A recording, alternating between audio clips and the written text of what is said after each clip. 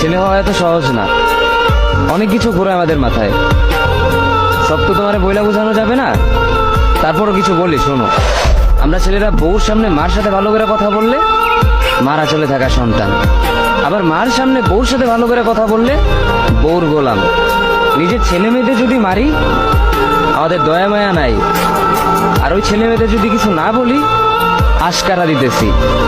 নিজের বউরে দিয়া যদি জব করাই সেই ক্ষেত্রে আমি বউর কামাই খাই, আর যদি বউরে দিয়া জব না করাই আমি সন্দেহ করি।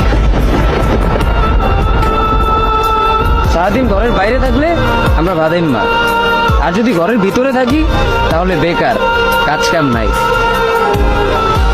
আর এই তোমাদের মেয়েদের গায়ে যদি আমরা ভুলেও টাচ করি না আমরা নির্যাতক, আর যদি তোমরা মেয়েরা আমাদের গায়ে হাত তুলো আমরা কাপুরুষ।